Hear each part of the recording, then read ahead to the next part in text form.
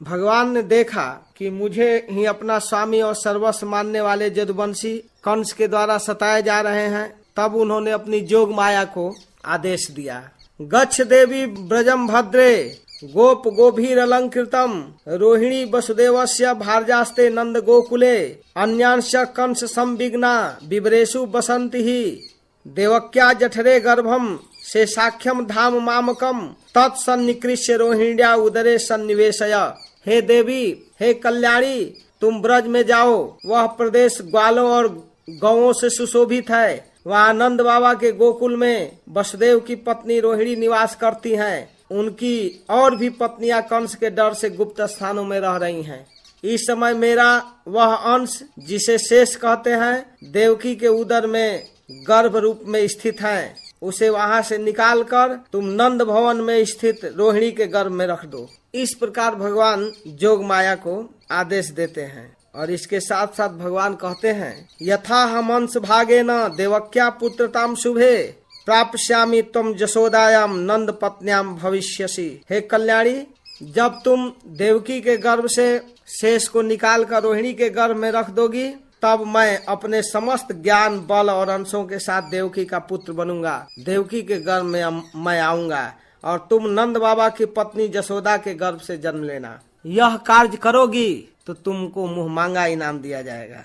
मांगने की जरूरत नहीं पड़ेगा, स्वयं भगवान बता रहे हैं। और चिष्यंती मनुष्या त्वाम सर्व काम बरेश्वरीम धूपोपहार बल भी सर्व काम बर प्रदाम। तुम लोगों को मुंह मांगे वरदान देने में समर्थ हो जाओगी। लो, तुम्हें भी शक्ति संचार कर दिए भगवान। भगवान कह रहे हैं कि तुमको मुंह मांगा वरदान देने में सामर्थ्य प्राप्त होगा। मनुष्य तुम्हें अपनी समस्त अभिलाषाओं को पूर्ण करने के लिए धूप, दीप, नैवेद्य एवं अन्य प्रकार की सामग्रियों से पूजा करेंगे और विविध नाम प्राप्त करोगी। नाम ध्येयानि कुर्वन्ति अस्थानानि च नरा भुवि दुर्गेति भद्रकालीति विजया वैष्णवीति च कुमुदा चंडिका कृष्णा माधवी कन्यकेति च माया नारायणी ईशानी शारदेत्याम्बिकेति च।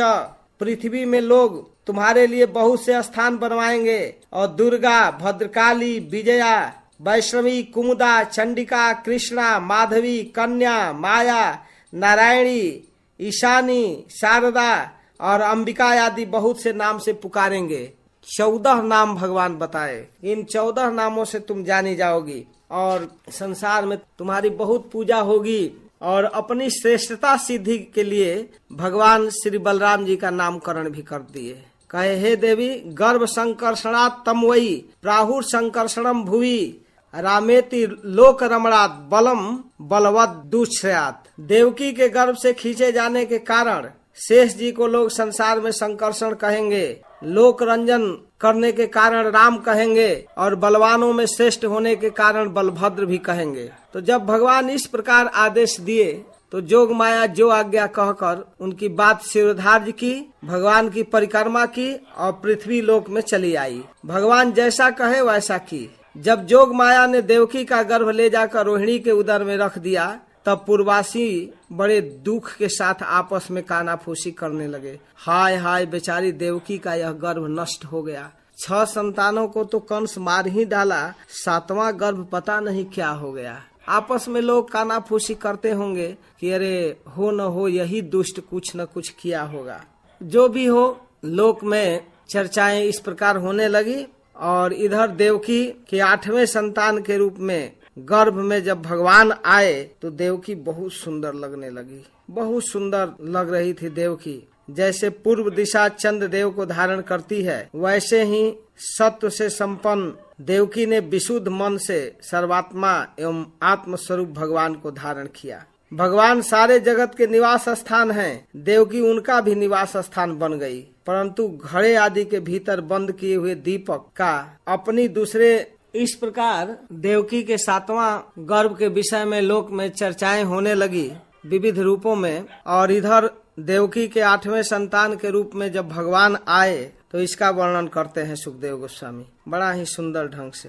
ततो जगन मंगलम अच्युतांसम समाहितम सूर सुतेन देवी दधार सर्वात्मकमात्म भूतम काष्ठा यथानंदकरम मनस्तः।